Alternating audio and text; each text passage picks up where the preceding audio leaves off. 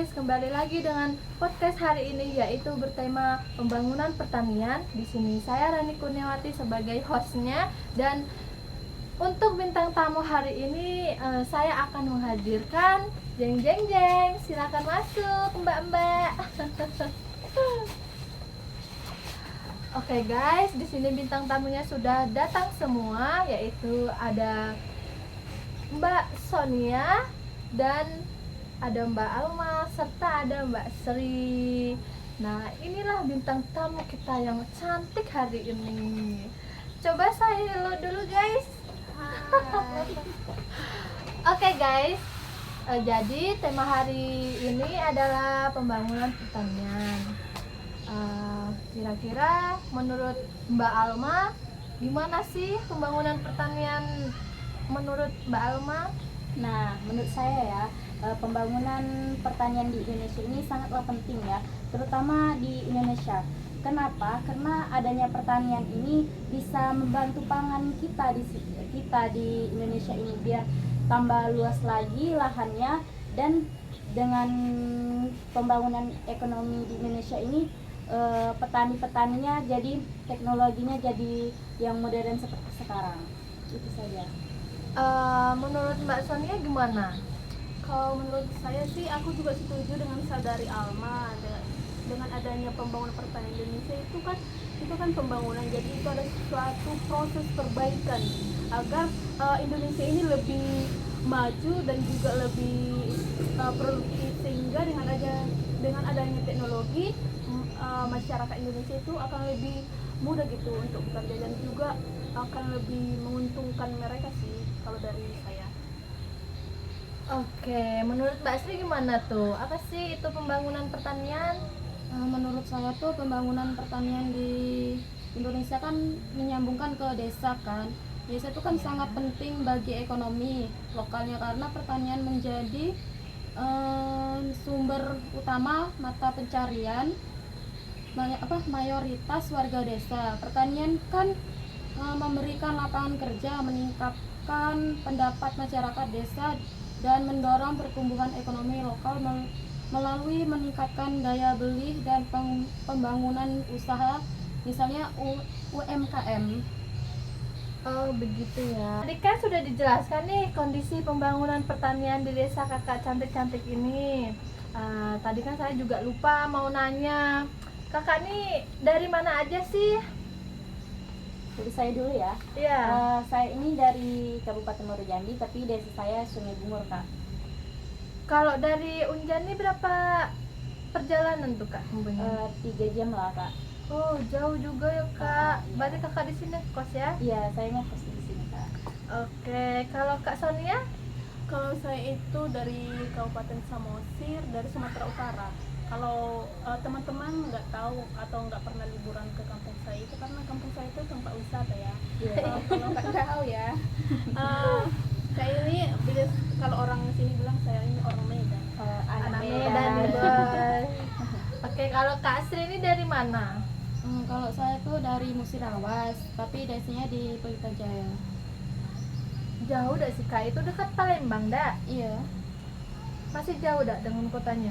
masih jauh, sekitar 4 jaman lah kalau ke kotanya. Oh ya ampun, jauhnya. Bisa lah, besok hostnya main. Boleh. Oke, kembali lagi. Tadi kan sudah membahas mengenai kondisi pembangunan pertanian di desa kakak cantik ini kan. Ngomong-ngomong, menurut Kak Sonia, apakah ada gambaran enggak? Mana tahu kedepannya bakal ada teknologi yang masuk ke desa kakak. Kalau masih ini Tadi kan kamu kan belum itu, Belum kamu bilang. belum ada teknologi di mana masih mayatnya masih pakai alat yang dari mana? ulang lagi lah dari itu. Oke guys, tadi kan sudah dijelaskan mengenai kondisi pembangunan di daerah kakak cantik-cantik ini kan. Nah ngomong-ngomong, apakah ada gambaran mengenai entah itu 5 tahun kemudian atau tahun besoknya bakal ada perubahan mengenai kondisi yang ada di desa kakak. Gimana Kak Sonia? Oh, dari sana ya. Iya dong. Kalau menurut saya yang saya lihat di pedesaan saya ini, karena Ya. desa saya itu masih ini kaya akan sumber daya alam, juga pepohonannya juga oke, dan juga mata pencarian di desa kami itu masih bisa lah dikatakan dari pertanian. Nah, kalau tentang teknologi ke depannya itu pasti akan ada sih menurut saya, karena di kampung saya itu ada kayak kelompok tani yang di kelompok-kelompok tani, pasti teman-teman pasti ada ya di desanya. Iya. Di desa kami itu banyak kelompok tani, sehingga dengan adanya kelompok tani itu banyak tuh teknologi-teknologi yang akan diusulkan oleh masyarakat. Dengan mereka melihat dengan adanya teknologi itu, mereka merasa kita usulkan aja ke pemerintah. Nah, dengan adanya teknologi itu mereka itu akan semakin semangat untuk kerja. Jadi yang saya lihat itu walaupun lambat ya, seperti untuk menanam ini jagung, yang dulunya kami itu memakai kayu untuk menanam jagung, Iya. sekarang itu jadi ada itu kayak alat panjang yang hanya dicetakkan, saya lupa namanya itu apa. Mungkin teman-teman paham. Ya. Jadi dengan adanya itu sangat mengurangi sumber daya manusia, bukan hanya itu, biayanya juga berkurang. Jadi menurut saya kedepannya itu teknologi di desa saya itu akan ada, walaupun prosesnya itu mungkin agak lama gitu. Mayoritas di daerah kakak tuh pertaniannya apa? Kalau di desa saya itu pertanyaannya itu seperti padi, jagung, kopi, dan juga banyak lah, tapi pepohonannya juga oke gitu. Sehingga kalau dikatakan itu desa kami itu masih fokus ke pertanian, walaupun ada mata pencarian seperti wisata, tapi lebih banyak ke pertanian. Oke. Kalau menurut Kak Alma gimana? Nah, kalau menurut saya ya, untuk teknologi ke depan di desa saya itu mungkin untuk tahun mendatang mungkin ada, tapi dengan berjalan dengan proses pasti ada untuk teknologi yang akan di desa saya. Karena apa? Karena desa saya itu sangat butuh teknologi. Karena sampai sekarang masih memakai tenaga petani atau tenaga manusia gitu Kak. Oke, berarti bakal ada lah ya. Iya, semoga aja Kak. Kalau menurut Kak Sri gimana nih? Menurut saya tentang desa saya itu memerlukan alat-alat yang penting, itu alat-alat yang khusus pemerintah kasih ke desa gitu kan. Nah, karena kan desa itu kan membutuhkan alat-alat modern atau itu kan. Nah, itu kan perlu untuk untuk warga petani untuk menanam padi atau sayuran atau sebagainya kan, untuk perekonomian di masyarakat. Itu kan bisa juga kita untuk mengekspor atau apa dimanapun itu kan bisa juga dengan harga atau apa itu. Nah, karena itu kan kami membutuhkan pemerintah untuk mengerti ke desa kecil, perkecilan atau desa manapun itu kan, Melihat ke desa gitu, ke lapangan desa ya. ya, itu kan membutuhkan kan. Semoga aja pemerintah itu pengertian lah sama desa kita. Oke. Itulah penjelasan dari kakak-kakak cantik mengenai kondisi pembangunan pertanian saat ini yang mereka ketahui. Oke. Skibidi dop dop dop dop dop, yes yes yes yes, dip skibidi dip skibidi double double double double, yes yes yes yes. Elate mina starta.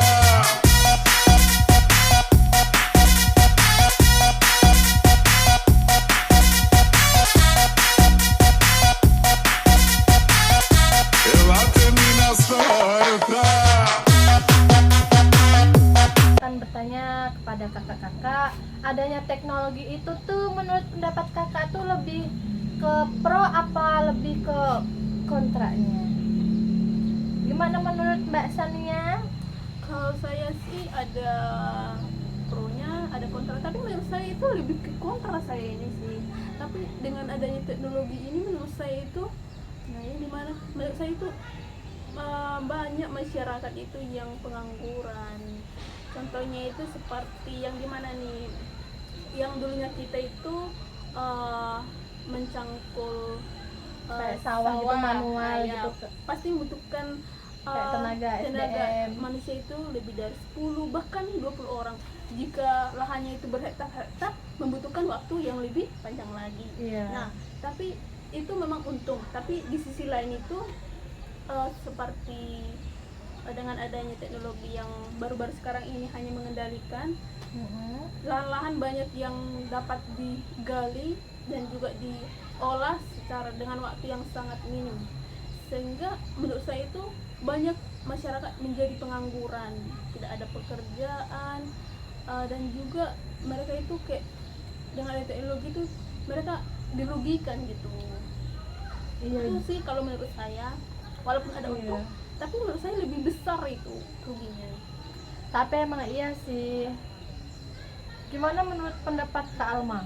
Nah, kalau menurut pendapat saya sendiri sih pro ya. Karena apa? Karena dengan adanya teknologi itu kalau menurut Kak Sonia tadi kan banyaknya pengangguran ya karena teknologi itu sendiri. Nah, kalau menurut saya dengan adanya teknologi ini ya Mbak Sonia, Iya. ini menurut saya ya, dengan adanya teknologi ini waktu kita untuk menanam padi itu lebih sedikit daripada kata Kak Sonia tadi kan menanam padi pakai cangkul 10 orang gitu kan untuk menanam padi. Itu butuh waktu yang sangat lama ya. Jadi kasihan juga sama petani yang punya lahannya juga kan. Karena apa? Karena dengan adanya 10 orang petani itu dia mengupah. Nah, dengan adanya teknologi itu dia bisa dengan 2 jam atau 1 jam lahan yang dia punya sudah tertanam semua padinya. Kalau menurut saya gitu sih Kak. Berarti lebih sangat menguntungkan ya. Iya, sangat Berarti menguntungkan. Saudari mengatakan bahwasanya dengan teknologi itu lebih menguntungkan masyarakat gitu.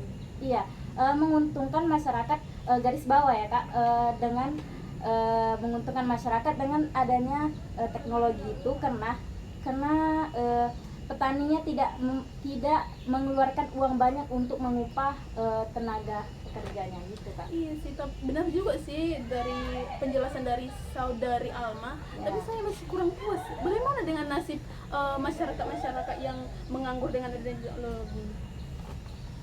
Oke. Gimana Mbak Sri dari pendapat kakak nih? Menurut kakak tuh lebih pro apa lebih kontra? Kalau menurut saya ya, pendapat saya tidak ada yang salah antara kakak-kakak ini. Nah, kalau saya tuh pendapat Kak Alma sudah benar, tapi pendapat Kak Sonia juga udah benar juga. Nah, saya juga ingin memberikan pemasukan yang mana Kak Sonia yang menyatakan yang adanya teknologi teknologi yang masyarakat yang menganggur. Kalau menurut saya itu pemerintah harus ikut beberapa seperti pemberikan pelatihan agar masyarakat dapat mengikuti perkembangan jalan zaman sekarang ini juga kan. Nah,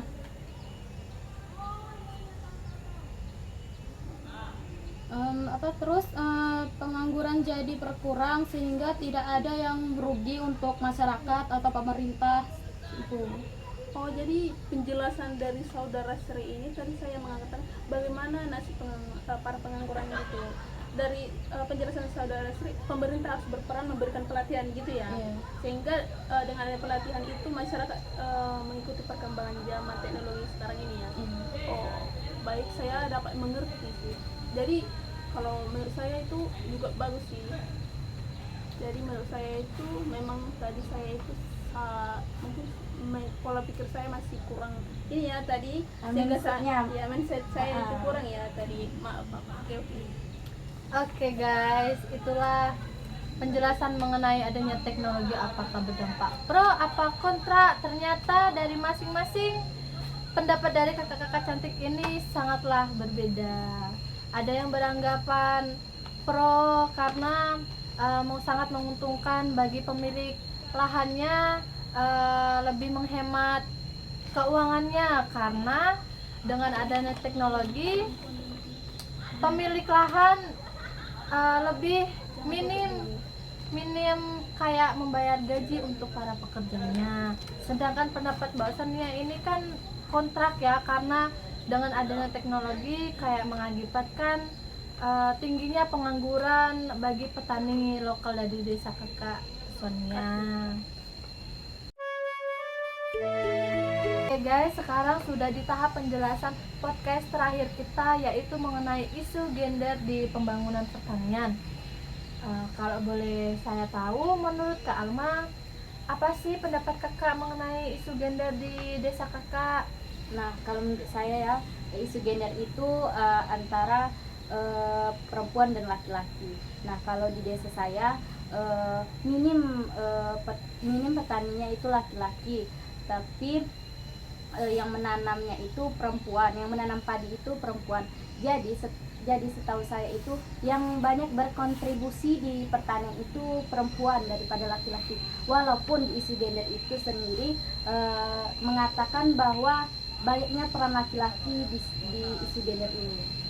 Tapi bagi saya peran perempuanlah lebih penting di sektor pertanian di desa saya. Kenapa bisa perempuan yang lebih penting daripada laki-laki? Sedangkan dilihat langsung itu kan banyak kan, mayoritas itu petani itu tuh laki-laki karena mengandalkan kayak tenaganya yang lebih kuat. Nah itu menurut kakak gimana?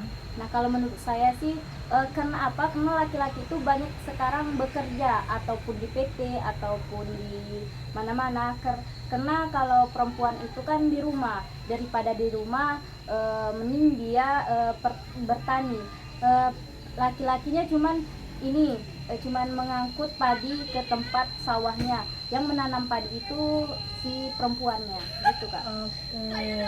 Menurut Kak Sonia, apa sih itu isu gender? Isu gender itu menurut saya itu suatu perbedaan, perbedaan antara perempuan dan laki-laki. Nah, kalau dikaitkan di bagian pertanian itu perbedaan pekerjaan perempuan dan laki-laki kan. Nah, kalau yang saya lihat di lapangan itu isu-isu yang saya lihat di lapangan seperti banyak ya, yang saya lihat seperti di mana aja itu mungkin masih banyak ya, kayak perbedaan antara perempuan dan laki-laki, yang dimana di negara kita ini, negara Indonesia, masih menganggap bahwasannya yang berperan banyak itu laki-laki dibanding dengan perempuan. Tapi kalau data resminya itu seperti yang saya lihat ya, berdasarkan Kementerian Pertanian itu 49 tenaga kerja di sektor pertanian itu adalah perempuan. Tapi di negara kita ini masih menganggap bahwasanya peran laki-laki itu masih lebih unggul gitu dibanding dengan perempuan. Walaupun bukti nyata di lapangannya itu perempuan yang lebih berkontribusi di bagian pertanian ini. Jadi kalau itu menurut saya itu kenapa laki-laki masih dianggap lebih unggul dibanding perempuan, itu mungkin itu karena Tenaga kerja. iya, saya juga setuju dengan pendapat dari tenaga pekerjaan seperti lebih besar gitu menurut saya. Tapi menurut saya itu bukan karena itu sih menurut saya, walaupun saya setuju. Kalau menurut saya itu karena faktor ini, banyak kayak surat tanah itu yang dinamai di surat tanah itu pemiliknya itu kepala keluarga, ya. bukan ibu rumah tangga.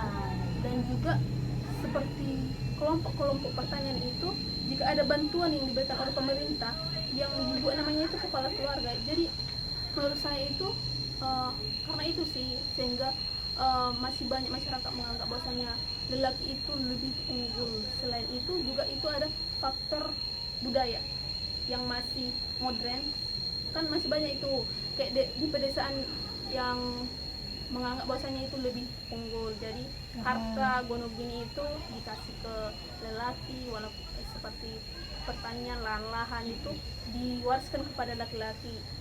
Karena wanita itu kan bukan pergi ke suaminya, jadi hartanya itu untuk laki-laki semua. Gitu sih kalau menurut saya. Oke. Menurut Kak Asri apa sih itu isu gender? Menurut saya tuh perbedaan laki-laki sama perempuan ya. Sedangkan laki-laki itu kan tenaganya lebih besar, tapi ada malasnya juga untuk bekerja di pertanian gitu kan. Iya. Nah, sedangkan yang perempuan itu kan dibilang ibu rumah tangga kan, tapi disuruh ikut turun ke lapangan ke ladang itu tenaganya lebih besar perempuan daripada laki-laki. Soalnya perempuan itu semangat untuk bekerja gitu. Oh gitu ya. Jadi kesimpulan isu gender terhadap pembangunan pertanian yang sudah kakak-kakak cantik ini jelaskan, yaitu ketidaksetaraan akses dan kontrol antara perempuan dan laki-laki terhadap sumber daya, informasi, dan manfaat pertanian. Karena masih banyak perempuan yang dianggap kayak partisipasi rendah dalam pengambilan keputusan, serta perempuan yang bertani itu bekerja secara kayak double gitu, sudah mengurus rumah tangga, habis itu disuruh bekerja. Makanya banyak perempuan kayak masih disepelekan terhadap isu gender, karena ya mungkin karena keterbatasan tenaga kerja dalam bertani.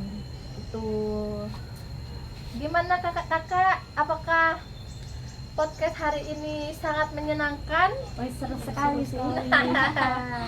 Kita bisa mengenal apa itu pembangunan perekonomian di pertanian di Indonesia. Ya, serta apa itu isu. Nah, iya betul sekali. Jadi wawasan kali ini sering bertambah ya, karena ditanya oleh host podcast kita sangat cantik ini.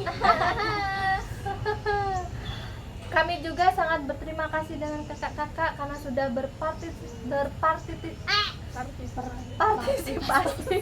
Maaf ya guys, hostnya nervous karena ini detik-detik berakhirnya podcast kita mengenai pembangunan pertanian, jadi agak dimaklumi ya.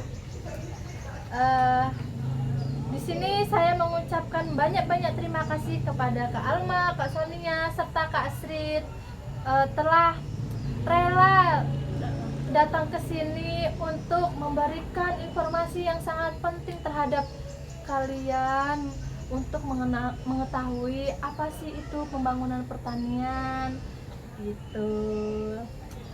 Gimana Kak Alma, Kak Sonia, dan Kak Sri terhadap materi podcast kita hari ini? Bertambahnya ilmu pengetahuan sih, tambah luas gitu. Iya, gimana Kak Sonia? Kalau saya sih lebih suka debatnya tadi. Sama saya ya. Ya sih. Jadi juga kalau sebagai host ini ya sangat banyak kali informasi yang kami dapat dari kakak-kakak cantik inilah yang sudah menjelaskan mengenai pembangunan pertanian. Gimana Kak Sri? Menurut saya tuh bisa menambah pengalaman kan untuk kita kayak Pro dan kontra. Nah, menurut saya tuh lebih seru sih kayak gini, kita bisa. Oke guys, berakhirnya sudah podcast kita mengenai tema pembangunan pertanian. Mohon maaf apabila ada kata-kata dan penjelasan yang kita bicarakan ada kesalahan. Mohon dimaafkan karena kita juga di sini sama-sama belajar mengenai apa sih itu pembangunan pertanian. Itu. Terima kasih sudah menonton, terutama untuk Bu Sri.